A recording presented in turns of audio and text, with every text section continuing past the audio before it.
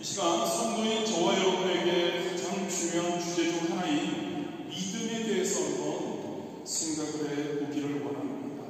특히 우리가 살고 있는 지금 현대 사회에서 어떻게 우리는 하나님의 자녀로 그리고 성도로서 믿음을 지킬 것인가, 이것에 대해서 오늘 한번 깊이 생각해 보기 원합니다. 이 주제는 단순히 우리의 영적 생활에만 국한된 것이 아닙니다.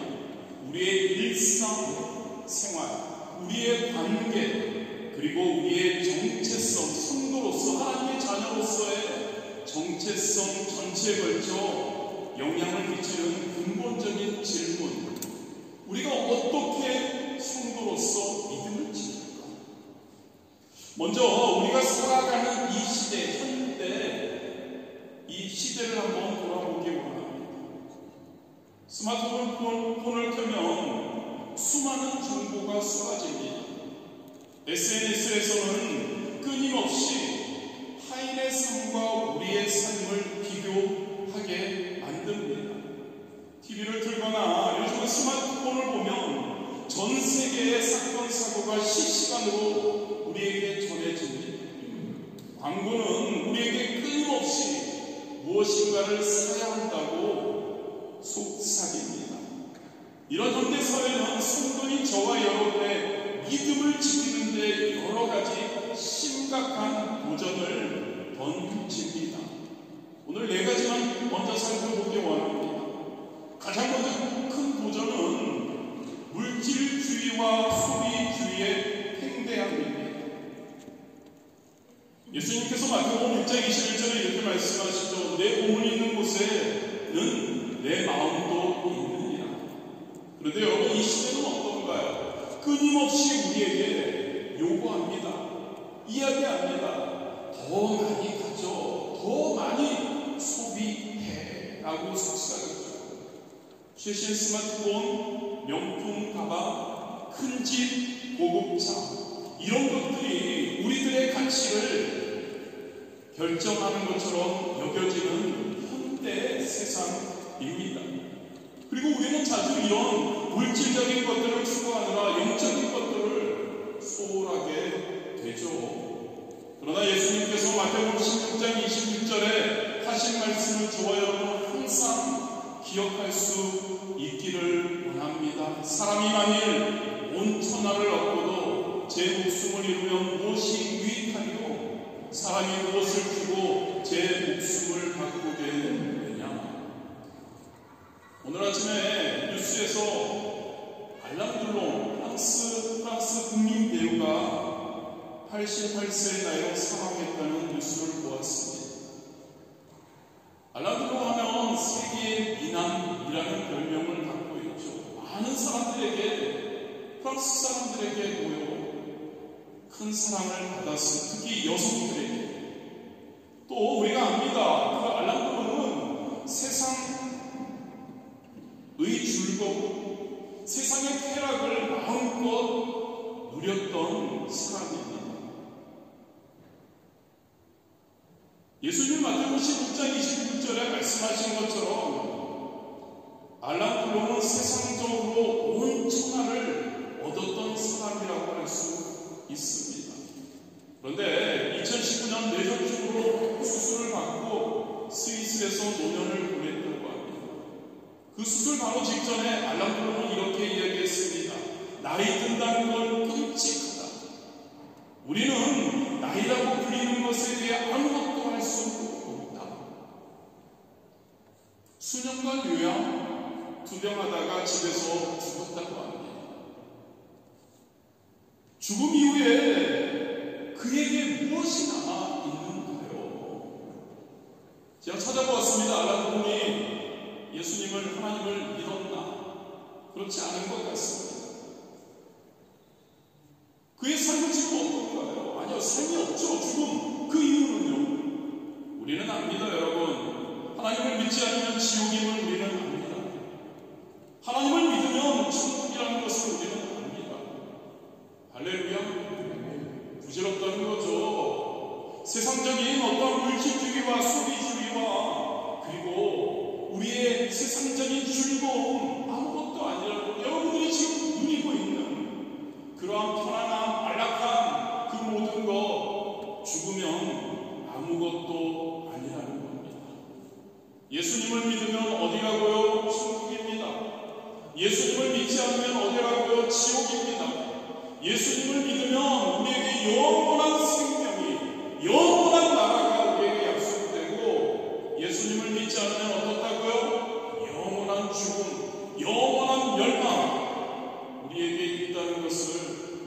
항상 기억할 수 있게 되기를 원합니다. 현대사회에서 우리에게 도전하는 것은 두 번째로 과학기술이 급속한 발전. 그래서 우리에게 믿는 자들에게 우리의 믿음에, 우리의 신앙생활에, 그리고 전통적 믿음에 대한 도전과 여러 의문을 제기합니다. 창조론, 진화론의 대립, 요즘은 인공지능의 발견, 유전자 조작 기술 등 때로 우리의 믿음을, 전통적인 믿음을, 예수 그리스도에 대한 믿음을, 성경에 대한 믿음을, 하나님의 말씀에 대한 믿음을 시험합니다. 태초에 하나님이 천지를 창조하시리라. 아멘. 창세기 1장 1절, 아니 하나님의 그 말씀의 가장 중요한 선포입니다. 태초에 하나님이 천지를 창조하시니라. 이 말씀을 어떻게 현대 과학의 발견들과 조화시킬 수 있을까요? 이에 대해서 시편 19편 1절의 말씀을 우리가 기억하기 원합니다. 하늘이 하나님의 영광을 선포하고 궁창이 그의 손으로 하신 일을 나타내는도다. 믿으십니까 여러분? 하늘이, 우리가 보는 하늘이 하나님의 영광을 선포합니다. 궁창이 그의 손으로 하신 일을 나타낸다는 거죠. 그렇습니다 여러분. 아무리 발전해도 과학은 뭘까요? 하나님의 만드신 세계의 놀라운 법칙과 질서를 발견하는 과정일 뿐이라는 것을 우리가 알아야 합니다. 과학을, 우리가 하나님을 믿는다고 해서 과학을 두려워할 필요가 없는 거죠. 오히려 과학을 통해 하나님의 지혜와 능력을 더욱 깊이 이해할 수 있다는 그러한 그 세상의 도전에 우리는 대응해야 할 줄 믿습니다. 세 번째로 우리에게 도전하는 것, 다양한 가치관, 세계관, 그것에 대한 충돌로 인한 우리에게 도전입니다. 현재 우리는 많은 종교와 철학이 공존하는 다원화된 사회에 살고 있습니다. 그리고 상대주의가 만연한 이 시대이죠. 여기서 우리는 절대적 진리, 하나님의 말씀, 아멘, 절대적 진리를 주장하는 것이 굉장히 어렵게 느껴질 때가 있습니다. 요한복음 14장 6절이죠. 나는 길이요, 나가 누굴까요? 예수 그리스도께서는 길이요 진리요, 할렐루야. 생명이니 나로 많지 않고는 아버지께로 올 자가 없느니라. 아멘. 베드로전서 3장 15절 말씀을 기억하면서 이 주님의 말씀, 많은 다원주의임에도 불구하고 불변한 진리인 하나님의 말씀, 너희 마음에 그리스도를 주로 삼아 거룩하게 하고 너희 속에 있는 소망에 관한 이유를 묻는 자에게는 대답할 것을 항상 준비하되 온유와 두려움으로 하고. 그렇습니다 여러분. 저와 여러분 다른 이들의 어떤 믿는 것을 존중까지는 해줘야 합니다. 그럼에도 불구하고 우리는 불변한 진리, 예수 그리스도에 대한 그 진리, 그 믿음에 대한 확신을 가질 수 있게 되기를 주님의 이름으로 축복합니다. 그렇다고 해서 그들을 미워하지 말고요, 온유하게 그들을 대해야 합니다. 그런데 여러분 여기에 덧붙이죠. 두려운 마음을 가지라고 합니다. 왜 그럴까요? 그 죽어가는 영혼이 멸망할 수 있다는 것, 그리고 그 영혼에 대한 하나님이 우리에게 주신 책임, 그것을 생각하며 두려운 마음을 가지고 그들에게 나아갈 수 있어야 할 줄 믿습니다. 마지막으로 우리에게 대한 현대사회의 도전이죠. 바쁜 일상인 것 같습니다. 저와 여러분에게 믿음을 지키는 데 가장 큰 도전 중에 하나인 것 같습니다. 바쁜 일상 속에서 말씀, 기도, 예배, 신앙생활을 위한 시간을 확보하기가 그렇게 쉽지 않은 것 같습니다. 굉장히 큰 도전입니다. 학업, 직장, 사업, 가사 등, 그리고 무엇보다도 프랑스에서는 더하지만요, 세상의 즐거움에 빠져 말씀과 기도 충만을 소홀히 하게 되는 경우가 많은 것 같습니다. 우리가 우리 자신을 돌아보았습니다. 이것은 여러분, 성도인 저와 여러분에게 영적 건조함으로 이어질 수 있는 거죠. 예수님 저와 여러분보다 더 바빴을 겁니다. 3년 동안 공생 기간에 스펙타클한 시간을 보내셨죠. 얼마나 바쁜 일정이셨을까요? 그럼에도 불구하고 예수님은 기도의 시간을 가졌음을 우리가 기억하기 원합니다. 야고보서 1장 35절이죠. 새벽 아직도 밝기 전에 예수께서 일어나 나가 한적한 곳으로 가서 거기서 기도하시더니. 저와 여러분 바쁩니다. 인정합니다. 얼마나 할 것 많으십니까? 얼마나 하고 싶은 것도 많으십니까? 프랑스에서 그리고 한국에서 아니 여행을 다니시면서 얼마나 바쁜 일이 많으십니까? 그러나 그럼에도 불구하고 하나님과의 시간을 우선순위에 두어야 할 줄 믿습니다. 말씀, 기도, 예배에 우선순위를 두는 저와 여러분 되시기를 주님의 이름으로 축복합니다. 그렇다면 여러분, 이러한 도전에 성경은 무엇이라고 이야기하고 있습니까? 성경은 우리에게 이 도전의 시기에 우리가 어떻게 대응하기를 원하고 있나요? 본문 히브리서 11장 1절 3절 성경 있으신 분들 다시 한번 찾아서 우리가 함께 봉독하기를 원합니다. 히브리서 11장 1절에서 3절입니다. 함께 봉독하십니다. 믿음은 바라는 것들의 실상이요 보이지 않는 것들의 증거니 선진들이 이로써 증거를 얻었느니라. 믿음으로 모든 세계가 하나님의 말씀으로 지어진 줄을 우리가 아나니 보이는 것은 나타난 것으로 말미암아 된 것이 아니니라. 이 부분은 우리 저와 여러분 성도들의 믿음의 본질을 정확하게 짚어주고 있습니다. 성도인 저와 여러분의 믿음은 눈에 보이는 것이 아니라는 겁니다. 손에 잡히는 것에 기반되어 있지 않다는 겁니다. 믿음은 하나님의 약속에 근거한 것임을 믿으시기를 바랍니다. 믿음은 하나님의 신실하심에 근거한다는 것을 우리가 기억하기를 진심으로 원합니다. 사도 바울은요, 고린도서 4장 16절 18절에 이렇게 이야기합니다. 그러므로 우리가 낙심하지 아니하노니 우리의 겉사람은 낡아지나 우리의 속사람은 날로 새로워지는도다.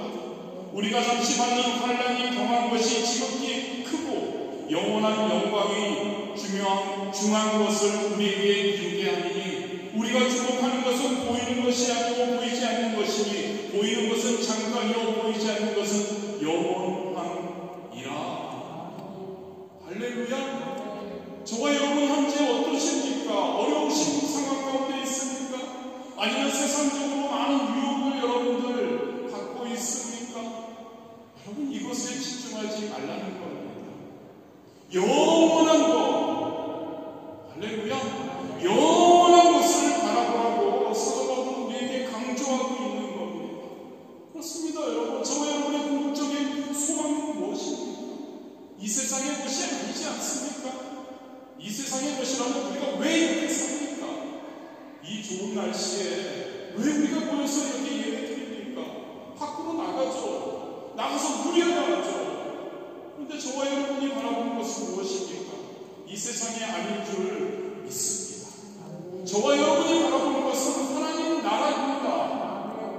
할렐루야이십니까? 그렇습니다. 여러분, 보이지 않는 것을 바라보는 그런 믿음은 성경은 우리에게 어떻게 너희가 믿음을 지킬 것인가? 보이지 않는 저 하늘나라, 저 하나님 바라보라고 우리에게 말씀하고 있다는 거죠. 예수님은 마태복음 7장 24절 27절에 믿음의 기초에 대해서 아주 중요한 가르침을 우리에게 주십니다. 그러므로 누구든지 나의 이 말을 듣고 행하는 자는 그 집을 반석 위에 지은 지혜로운 사람 같으니 비가 내리고 창수가 나고 바람이 불어 그 집에 부딪히되 무너지지 아니하나니 이는 주추를 반석 위에 놓았음이요.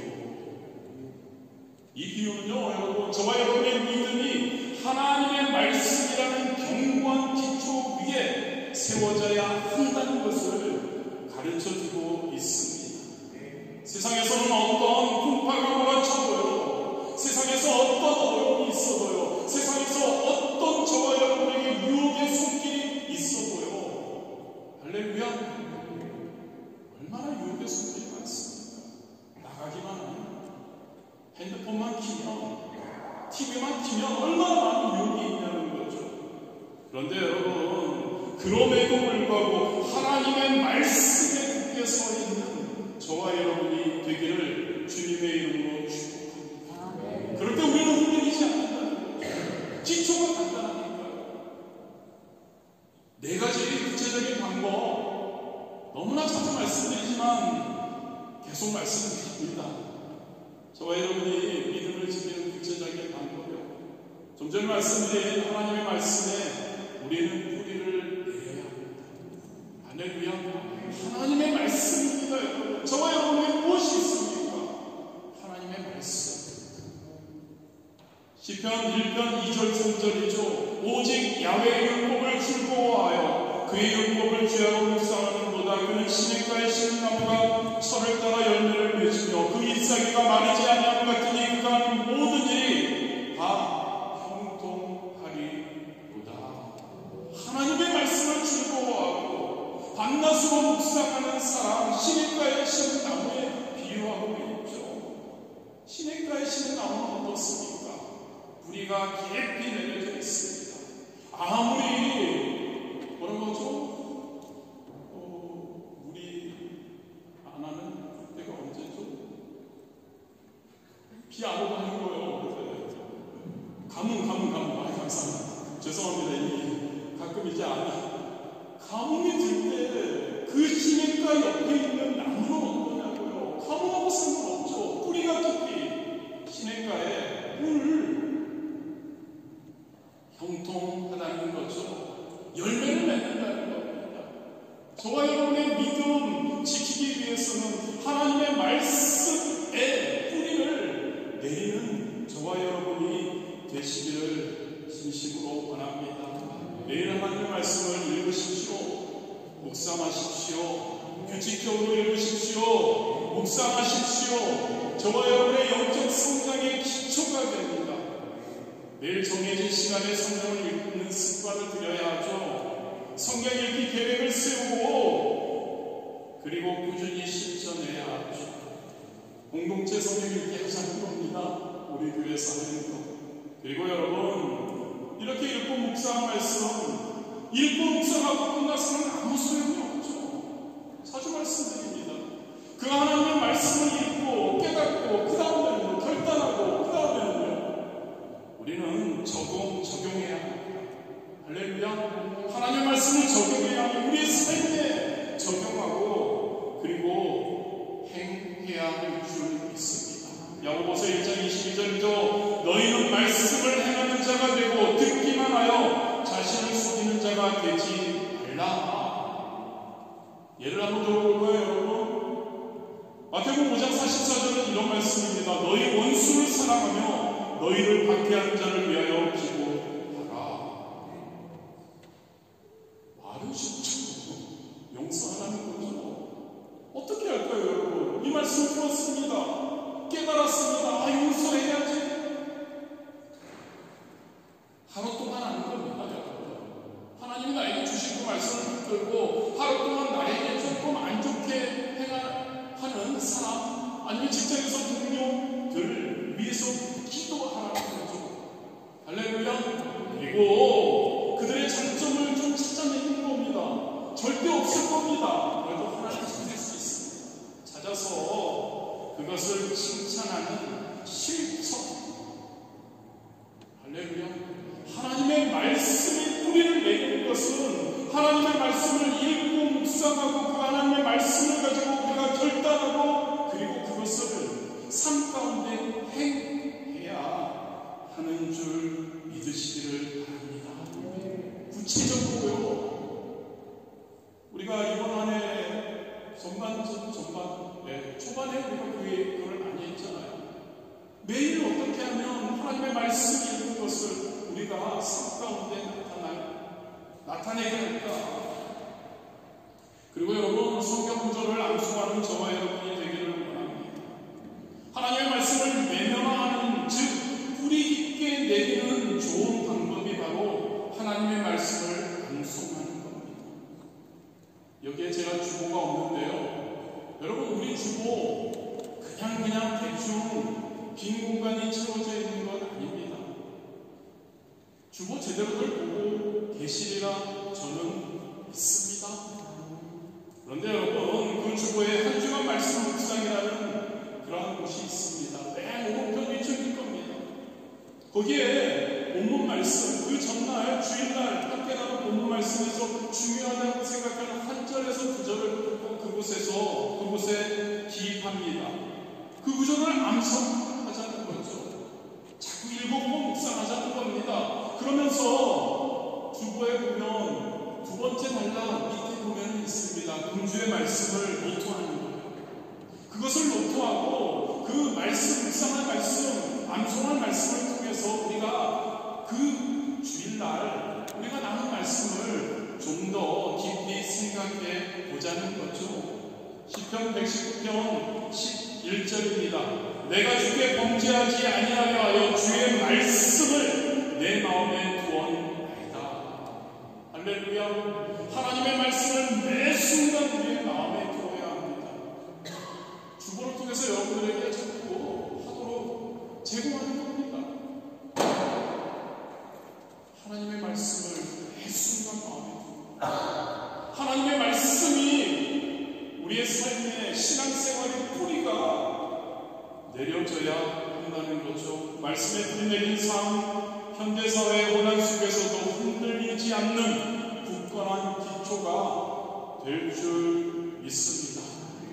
말씀에 대해서 이야기했으니 또 이제 뭘까요? 제가 여러분들에게 말씀하는 거, 기도죠. 기도의 습관을 우리는 길러야 합니다.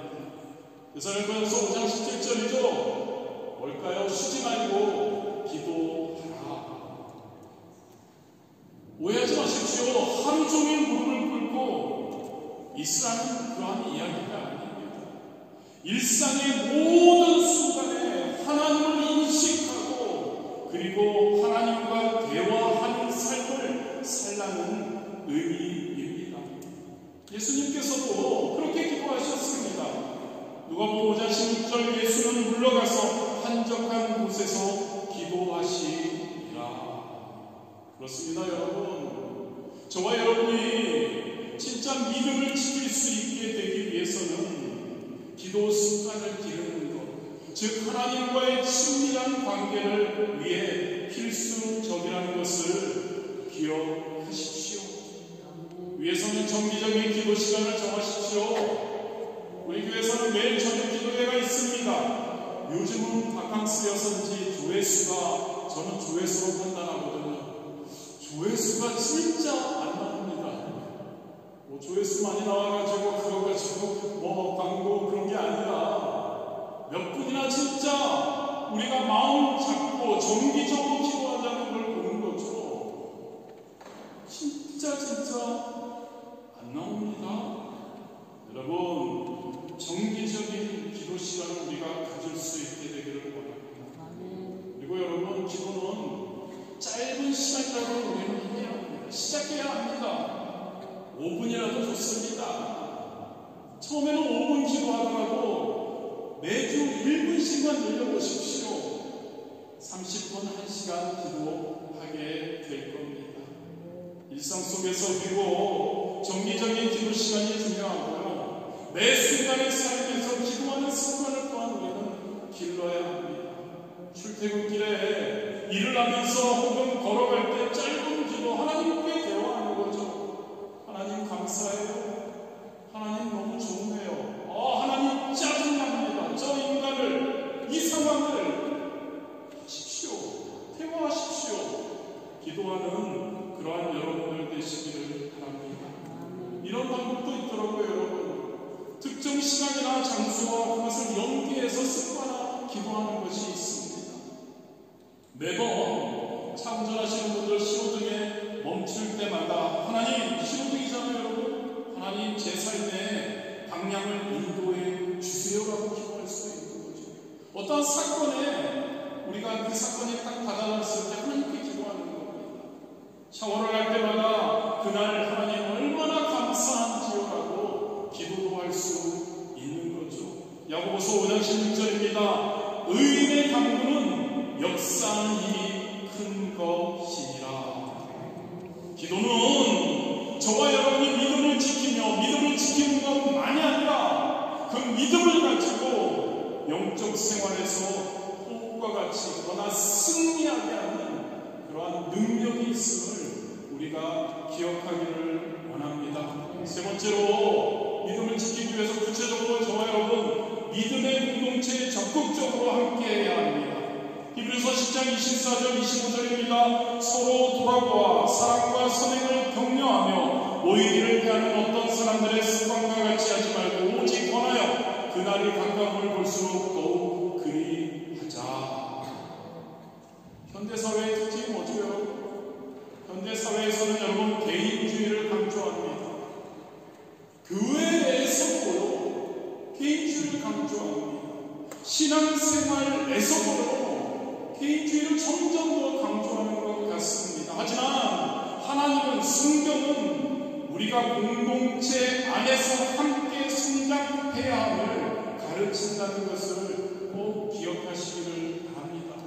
공동체 안에서 하나님을 섬기고 공동체 안에서 함께하라고 에베소 4장 16절이죠. 그에게서 온 몸이 각 마디를 통하여 도움을 받음으로 연결되고 결합되어 각 지체의 분량대로 역사하여 그 몸을 자라게 하며 사람 안에서 스스로 세우느니라. 믿음의 공동체에 함께하는 것, 영적 성장에 믿음을 지키고 그것의 촉매제 역할을 한다는 것이죠. 위에서 예전에는 주일 예배만 말씀드렸는데요. 그리고 금요 예배만 말씀드렸는데, 아니, 얼마 전부터는 그런 마음이 들더라고요. 모든 예배, 할렐루야, 모든 예배 함께 하십시오. 교회에서 왜 예배가 있습니까? 여러분들을 귀찮게 하기 위해서 예배가 있는 건 아닙니다. 여러분들의 영적 성장과 믿음을 지키기 위해서 예배가 있는 거죠. 예배를 인도하는 저 또한 싫다고 하면 안 되죠? 힘듭니다. 그 시간 맞춰서 함께 예배하는 거 쉽지 않습니다. 예배를 준비해야 합니다. 위에서 기도해야 합니다. 말씀 준비해야 합니다. 쉽지 않습니다. 그런데 왜? 여러분들을 귀찮게 하기 위해서 제가 그걸 하겠습니다. 할렐루야. 모든 예배 함께 하시기를 바랍니다. 예배는 저와 여러분의 영적 생활의 중심입니다. 주일 예배 여러분들 오시는데요. 예배 시간에 맞춰서 오지 마십시오. 좀 더 일찍 오세요. 미니멈 10분 전에 오셔서 예배를 위해 기도하는 시간을 가지십시오. 할렐루야. 그리고 설교 중에 주요 내용 아까 말씀드린 주보에 일부러 란을 만들어 놓습니다. 금주의 말씀에 정리하며 진짜 능동적으로 예배에 참여하시기를 바랍니다. 우리 교회에 여러 모임들이 있습니다. 성경 공부가 있습니다. 주일 예배 외 청년들 모임이 있습니다. 여성교회 무교구역 예배가 있습니다. 수요 말씀 공부 예배가 있습니다. 더 깊은 교제 그리고 영적 성장을 경험할 수 있는 여러분 되시기를 주님의 이름으로 축복합니다. 공동체 함께하기 위해서는 여러분 교회에 봉사하십시오. 우리 파리 수목교회만큼 봉사를 강조 안 하는 곳이 별로 없을 겁니다. 제가 그걸 굉장히 싫어하거든요. 물론 더불어서 우리 성도님들이 알아서 너무 잘해주시니까 이기도 하고요. 그런데 여러분 교회 봉사에 참여하는 것 우리의 믿음을 지키는 놀라운 역사가 일어납니다. 주일학교 교사 경배와 찬양팀, 에바다 찬양대, 통역, 예배 준비 등등 할 것은 많습니다. 봉사할 것 너무나 많이 있습니다. 여러분들 은사를 발견하시고 발전시키는 기회가 되시기를 바랍니다. 잠언 27장 17절이죠. 철이 철을 날카롭게 하는 것 같이 사람의 금이 친구의 얼굴을 빛나게 하느니라. 공동체 안에서 서로를 격려하고 지지하며 함께 성장할 때 우리의 믿음을 지킬 수 있는 줄 믿습니다. 마지막입니다. 우리의 믿음을 지키기 위해서는 우리의 믿음을 행동으로 옮겨야 합니다. 야고보서 2장 17절이죠. 잘 들으십시오. 행함이 없는 믿음은 그 자체가 죽은 것이라. 마태복음 5장 16절에 예수님도 말씀하십니다. 이같이 너희 빛이 사람 앞에 비치게 하여 그들로 너희 착한 행실을 보고 하늘에 계신 너희 아버지께 영광을 돌리게 하라. 아멘. 섬김, 나눔, 그 실천은 믿음의 열매를 맺는 과정인 줄 믿습니다. 여러분들의 그 달란트를 가지고요, 은사를 가지고 교회를 섬기시고 우리 주변을 바라보십시오. 우리 지역사회, 프랑스, 파리 한인들 그 사회에 또한 섬기는 여러분들 되시기를 바랍니다. 주변 이웃을 바라보자고요, 여러분. 그들 가운데 어려운 가운데 있는 분들에게 우리는 작은 친절이라고 기도, 섬김을 통해 놀라운 변화가 일어나야 할 줄 믿습니다. 우리 주변에 섬긴 나눔의 가장 중요한 건 뭘까요? 무엇을 나누어야 할까요? 하나님의 사랑을 나누어야 하고요. 무엇보다도 복음을 나눌 수 있는 저와 여러분 되시기를 주님의 이름으로 축복합니다. 복음 전도하는 것도 직접적인 방법과 간접적인 방법 병행할 수 있습니다. 저와 여러분의 삶을 통해서 또는 직접적인 전도를 통해 우리 주님의 사랑을 전할 수 있는 거죠. 직접적인 전도로는 우리 모방 전도 하는 것이죠. 조만간 우리 교회에서 예전에 하다가 이제 또 하려고 합니다. 전도지를 주변에 나누어주고 헌명하는 거죠. 그리고 주변 분들 중에서 하나님을 믿지 않는 몇 분의 명단을 작성해서 그들의 구원을 위해 매일 기도하고 그들에게 일정 기간 후에 또 사랑을 베푸는 것, 바로 이것이 직접적인 전도라고 할 수 있습니다. 간접적인 전도로는 직장에서 동료들에게 친절을 베푸는 거죠. 어려운 일에 처한 이웃을 돕는 것, 일상에서 저와 여러분의 삶에서, 삶의 현장에서 예수 그리스도의 사랑을 실천함. 그래서 자연스럽게 복음의 메시지가 전해지는 것. 고린도전서 15장 58절입니다. 그러므로 내 사랑하는 형제들아, 견실하며 흔들리지 말고 항상 주의 일에 더욱 힘쓰는 자들이 되라. 이는 너희 수고가 주 안에서 헛되지 않은 줄 알리라. 저와 여러분의 섬김, 저와 여러분의 나눔 결코 헛되지 않을 줄 믿습니다. 말씀을 마무리합니다. 여러분, 현대사회, 우리가 살고 있는 이 현대사회는 분명 저와 여러분 진짜 하나님의 기쁨이 되고 하나님의 영광을 위해서 살아가기 원하는 성도인 저와 여러분의 믿음에 많은 도전을 합니다. 물질주의, 상대주의, 과학기술의 발전, 바쁜 일상, 이 모든 것들 우리를 흔들고 넘어뜨리는 그러한 요소, 도전들이 너무나 많이 있습니다. 그러나 저와 여러분에게는 희망이 있습니다. 하나님의 말씀에 뿌리를 두고 할렐루야, 끊임없이 기도하며 믿음의 공동체 안에서 함께 나아가며 우리의 믿음을 행동으로 실천한다면 우리는 이 현대, 이 시대, 우리가 살고 있는 이 시대 속에서도 굳건한 믿음을 지킬 수 있을 줄 믿습니다. 로마서 12장 2절의 말씀으로 오늘 말씀을 마무리합니다. 너희는 이 세대를 본받지 말고 오직 마음을 새롭게 하고 변화를 받아 하나님의 선하시고 기뻐하시고 온전하신 뜻이 무엇인지 분별하도록 하라. 할렐루야. 이 말씀을 우리가 마음에 새기기 원합니다. 저와 여러분, 이 시대에, 이 현대 세대에 우리의 속에서 빛과 소금의 역할을 다하는 믿음의 사람들이 저와 여러분 되시기를 주님의 이름으로 축복합니다. 성령 충만한 삶을 통해서요 하나님의 영광을 드러내는 삶, 할렐루야, 하나님의 기쁨이 되면서 하나님의 마음을 시원케 드리는 그러한 저와 여러분, 그래서 우리 주변의 많은 이들이 하나님께 돌아오는 계기가 되는 그러한 저와 여러분, 그러한 삶을 살 수 있게 되기를 주님의 이름으로 축복합니다.